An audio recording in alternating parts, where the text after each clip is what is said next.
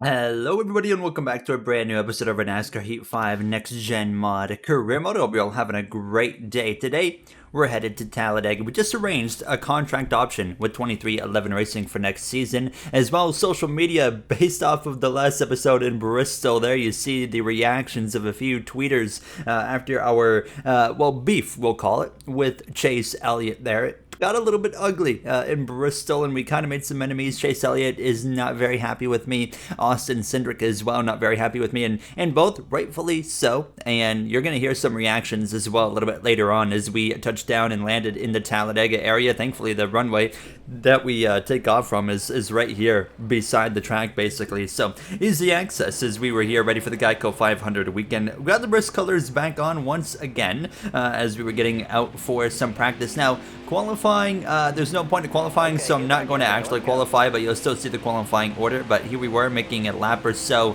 in practice. I mean, such a difficult track, of course, to navigate around. You hold the gas pedal down 100% and turn left and hope for the best. That's really Talladega for you when you're the only car on the track. Probably, Daytona and Talladega have the biggest differences between a practice versus the actual race. But you can see practice results right there. Only ran 2 laps. One of them was not even at speed. And then we would have qualifying, which I literally just got on to the pits and then forfeit because I knew I was going to qualify last anyways. So there you see it. Chastain, Busher down here in the order. Not a great qualifying effort from them. William Byron, you used to expect, Hendrick to be really strong in these qualifyings at play tracks, but not the case. It's Brad Keselowski and J.J. Yaley, the front row. How is Rick Ware Racing's J.J. Yaley up here? I will really never know. Eric Jones, Zoe Hamlin, Austin Dillon, the top 5. Suarez in the top 10, while his teammate Chastain's outside of the top 35. Recap here of the racing this weekend. We only had Xfinity with us. Kaz Gralla went to victory lane in the Xfinity Series at Talladega. You guys know Talladega, anybody can win, and it was proven there. He's in the Cup field as well, in that number 50 there for the Team Money Team car, number 50 car. But he picked up the Xfinity win, and we'll check out the standings at the end of the episode. Now it's time to go racing here on Sunday for the Cup Series. Let's send it over to Chris Meyers. We're in beautiful Talladega. Welcome everyone for some more pack racing here today. Fresh off a dramatic Bristol race weekend. 2311, rookie Gary Owen ruffled some feathers to say the least. One of those feathers being Chase Elliott. Take a listen to him walking out in pre-race introductions earlier. Give a warm welcome to the Canadian kid, Gary Owen.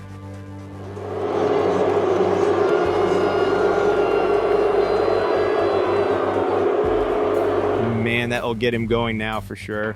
Listen, as a rookie, he is going to make mistakes, and he certainly screwed up on the wrong driver last week. He'll learn from it. It just doesn't help doing that before going into Elliott country.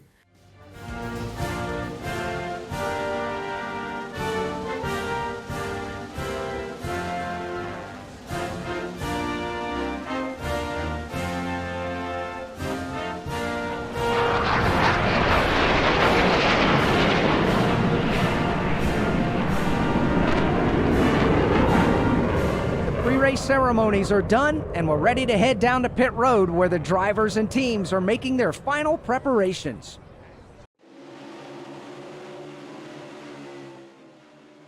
So with Chase Elliott in our recent news, unfortunately for him, he has to go to the back of the grid after some inspection issues. All right, let's put last week behind us and focus on the task today. You hear the message there from Stevie Speed as we're getting ready to go racing here in this Geico 500, and we have draft partners on, so that's going to help us here in the plate race of Talladega. Brad Keselowski on pole. Keselowski, very strong last time out in Bristol. Wasn't able to pick up the win, but we saw him and, all of RFK showcase a lot of speed in their cars. Can they bring that into Talladega? A completely different type of racetrack? We're about to find out as we're underway here from Talladega, and we had the beef with Chase Elliott last episode. Now we're starting directly beside him here on the very last row in Talladega now as we are officially underway for this exciting race. Now anybody can win Talladega, anybody can win a plate race. That's been already proven one time this season.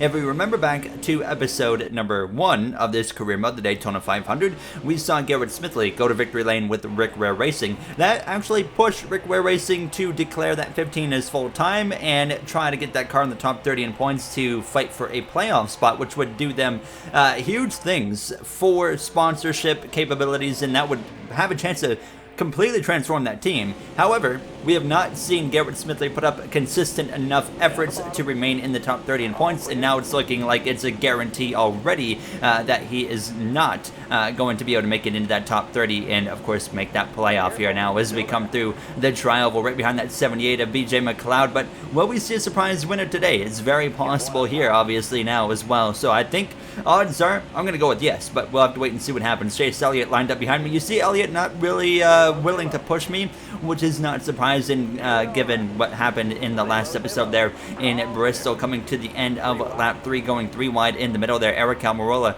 on the inside, Ryan Blaney just in front, but then I jump back down to the inside. The number 2 of Austin Cindric currently out in front of this pack.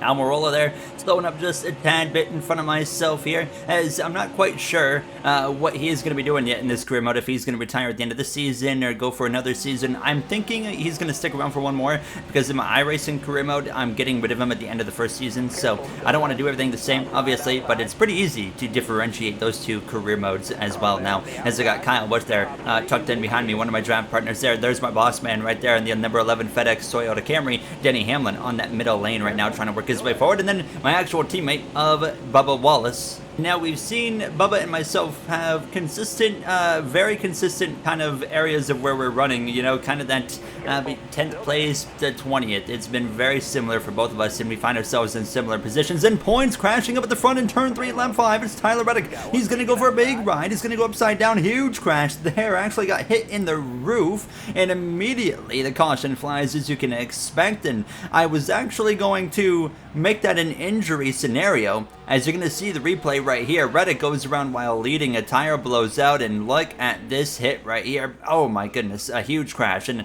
I was going to consider this an injury scenario. However, his AI would actually continue in the race. NASCAR Heat 5 logic. So if they continue after a massive crash, obviously it would be weird.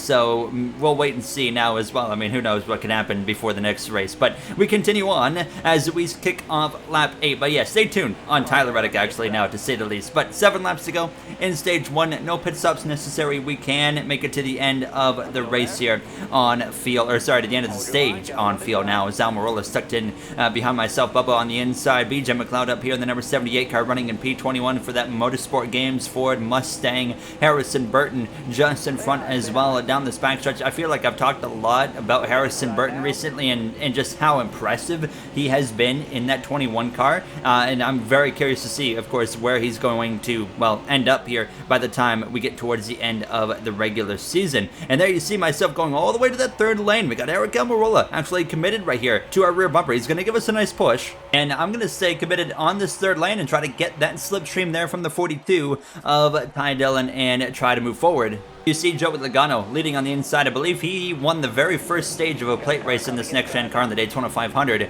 earlier this season now, and there he is out in front. But we get close up to the back of that 42. McDowell on the inside there in the middle lane, as you got LaJoy up there 3 wide in the middle between the 42 and the 12 now as we head down this backstretch. And you can see the run that we get, the momentum. We could jump down to the inside if we want, but I'm just kind of right now following this 42. But I would eventually jump down to the inside, get past Ty Dillon, actually pose me back a little bit with a side draft. But coming to 5 laps to go in this first and opening stage here, and overall it's been a decent pace in this car. It's kind of reminding me of the first stage in the Daytona 500, not only with Logano being up front, which was now over to the 14 of Chase Briscoe, but the fact that I was really struggling to move myself into the top 10 and top 15. We could kind of get close to the top 20 and then we would go backwards, and you can see that was being happening again here in Talladega, as we're down to now 25th place, and the pack was a little bit disorganized as well. It was getting a little bit stretched out at times, and it was a bit weird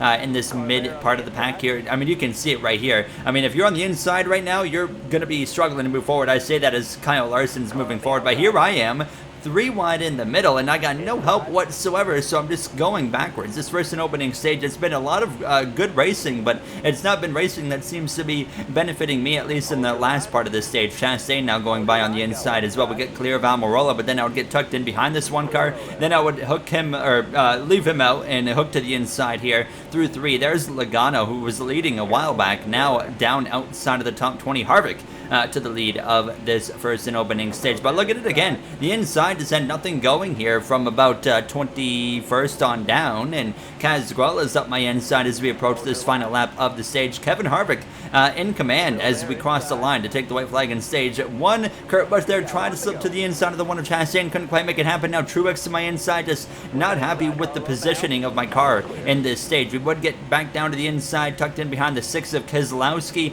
and then ahead of the 60 of Kurt Busch. Now as we got Greg Biffle not far behind him as we head down this back stretch for the final time down into turn 3. A bit of a checkup right there for that 6 car. Chastain, Larson, Truex all lined up here higher than myself as we look back towards the front. It looks like Kevin Harvick might have just lost the lead to the 17 of Chris Buescher, I believe, is going to win the stage as we head down towards that travel. And yes, I can confirm it's the 17 of Chris Buescher for Rush Fenway Keselowski, who's going to win stage number 1 here in Talladega.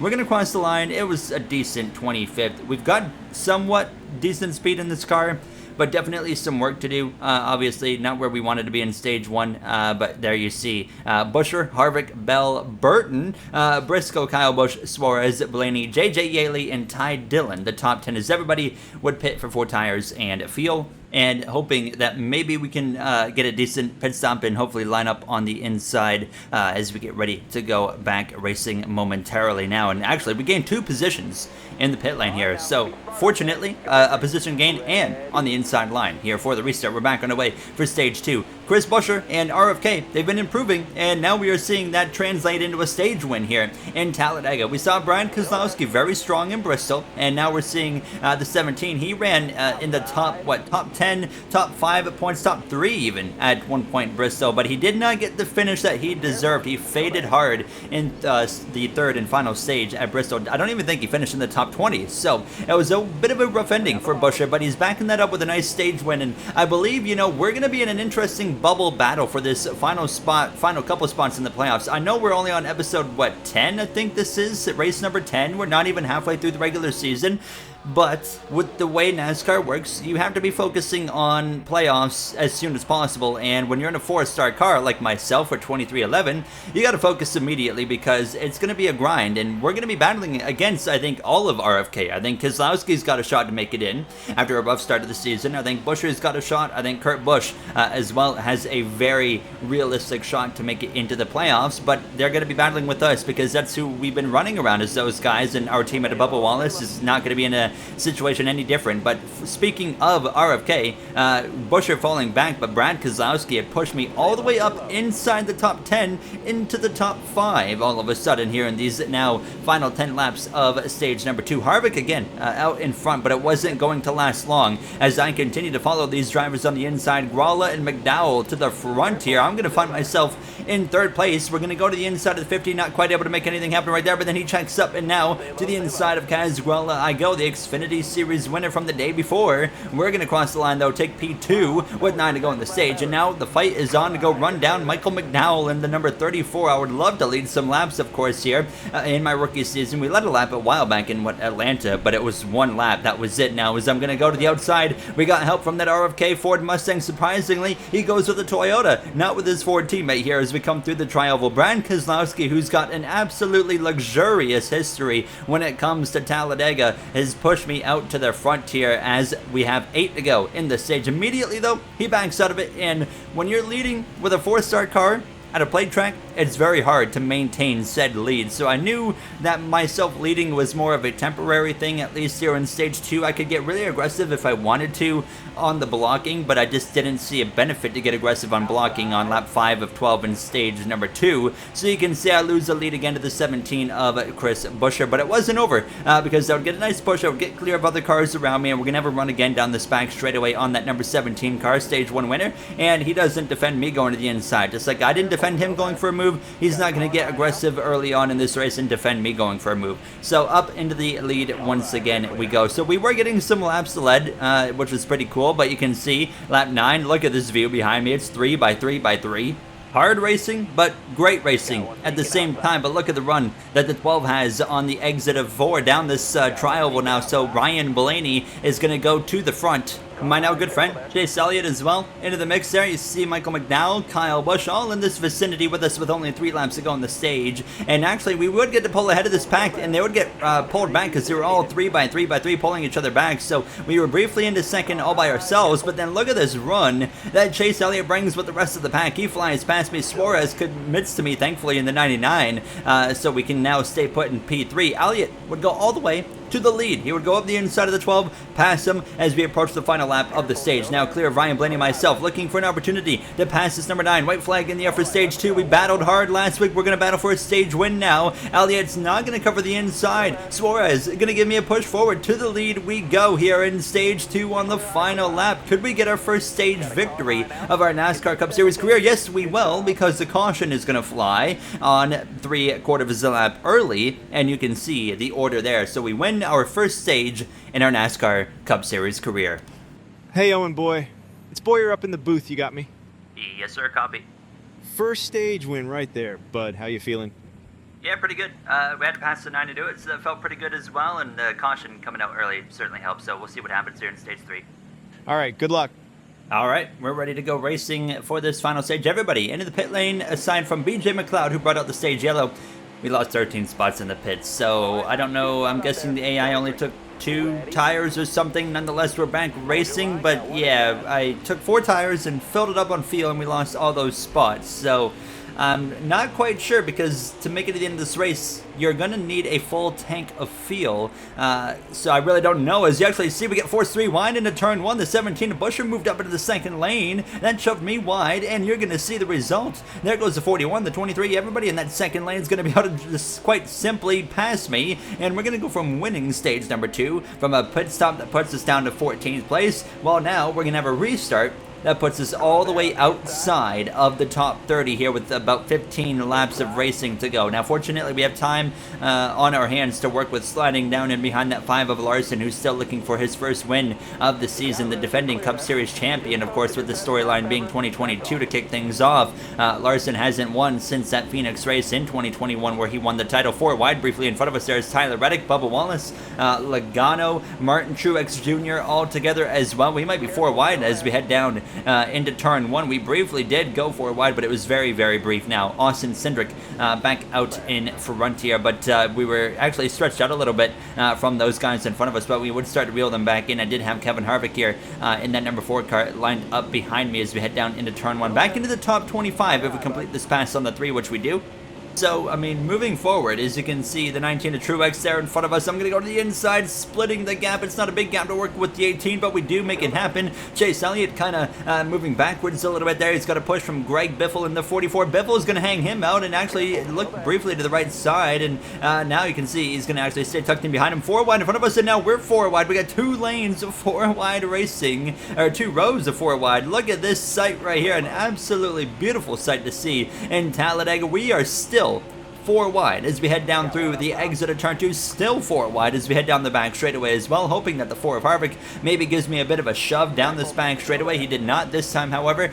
So this 4 wide really hurt everybody's momentum in this mid part of the pack, as you could imagine. However, we would start to get things back sorted out pretty quickly here, and you can see myself coming to 10 laps to go. And in 19th place now, looking up the inside of that number 42 of Ty Dillon. That puts us into P18. Kurt Busch there just in front of us in that Monster Energy Ford Mustang. He'll actually have the Vitamin Water car and colors back on track in the next episode. I really enjoy that car made by D-Money, as you can see as well, heading down towards turn 1 lap 39. Smoke ahead. That's the 7 of LaJoie to the outside wall. The caution's gonna fly with 9 laps to go. We are currently scored in 15th place, and hopefully starting on the inside for this next restart as well. But yeah, next episode as well, focusing on that, Dover. So I'm very excited for that one. That's a fun track to drive. I'm curious to see how a 4-star car is going to handle that track. We've done it before, but I just genuinely don't remember how that actually went. So we were in a 4-star car in the Volume 2 of the NASCAR Heat 5 career mode, which only went on for 1 season. Nonetheless, we're back underway here from Talladega, P15, less than than 10 laps to go at this point. Harrison Burton, fellow Rookie of the Year contender, lined up in front of me, and you got in front of him, you got the 41 of Cole Custer, the 14 of Chase Briscoe just behind me. But look at this, I just did not get going. We got up to 4th gear, and it felt like the car bogged down compared to the AI. 3 wide right there, the 77 of Landon Castle getting the elbows out. He's going for a move now as well as we head down this back stretch. So not the restart I was looking for. And as we head down through the travel towards the end of the lap, though, we would start to really get things kind of changing around here. 3 by 3 by 3. Everyone's realizing the intensity, realizing what's on the line. Look up there on the outside, that red car, that's the 15 of Garrett Smithley, the Daytona 500 winner. He's back in the mix. Watch out for him, but he's on that outside, which is moving backwards. Kyle Larson out in the lead briefly, but knowing Kyle Larson at plate tracks, not going to last long. As you can see, he jumps up to the outside as we approach the final few laps of this race. Into the top 10 again. We have chosen, I would say, a pretty good time to get up here now with 4 laps to go, and we found ourselves P6 with help from the 14 of Briscoe. Currently, it's Cole Custer up at the front of the pack here. I'm going 3 wide with Byron and Gralla kind of catching them off guard, but it's Custer, Burton, Busher, myself right now in the top 4 with Kaz Gralla, the Talladega winner from Saturday in the Xfinity race, in the mix. Don't count him out quite yet. William Byron tucked in behind me, and Burton is going to get to the inside of the 17, and we're going to follow through as well. This is going to put us into P3, and now I'm looking for a bit of a drafting help on this number 21 to be able to make a move here. So I stay tucked in behind him for now. Down this back straightaway, here comes the 24 Byron, approaching 2 laps to go. It's time to make a move. I'm going to go to the outside here. The 21 is going to jump up there as we do it too, so there's contact. We go into the outside wall because of that contact there. As you saw it, I should have been able to keep it out of the wall. I would have been able to keep it out of the wall. However, when I made that contact with the 21, I also had the 24 pushing me really hard, and that just kind of unsettled the car, and that's kind of what was the last straw to put us up there. So now we find ourselves in a really awkward position, trying to find a way down to the inside, approaching what will be just the final lap of this race. Byron pushing me again. I got my teammate Bubba Wallace right here. I want to work with my teammate Bubba if we can. We're going to get in behind him, coming to the final lap. Cole Custer is going to be leading, coming to the final lap of this race. Ryan Blaney's now up there. Briscoe, Elliott, Stenhouse, Bell as well. White flag is in the air. Can Custer hang on for a whole lap? A surprise winner it would be. He will, because the caution flies on the final lap. The caution is out. Cole Custer wins the 2nd race of his NASCAR Cup Series career under caution in Talladega. Why did we just get a caution? You can see it's really hard to see. I'm going to try and zoom in. A car, like literally dead last, has a tire failure, and they threw a caution for it. That is absolutely not worth a caution, but it is in NASCAR Heat 5 apparently. So the yellow comes out, and Cole Custer will put himself in the playoffs with that win. We still get credited with 8th place, which I think was that the same spot we finished in the 500? I can't remember if it was like 8th or 9th, maybe even 10th, I can't remember.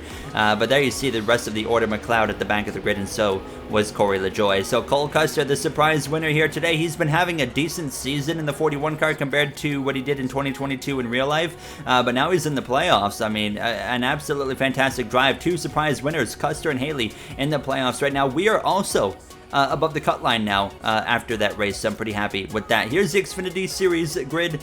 Sorry, we'll check the Truck Series first with Zane Smith. No truck race today, but just a quick update there. You see the points. So they're going to Darlington next, and so the Xfinity Series will be going to Dover, joining us in the next episode. There you see Ty Gibbs currently the last car, and there's only 4 cars that can make it on points already in the playoffs for Xfinity Series. That's crazy. That's going to wrap it up for me. However, we didn't make any enemies today, but we'll be focusing on Dover in the next one. Dover, Delaware, a very exciting track to drive on. I'll see you guys then.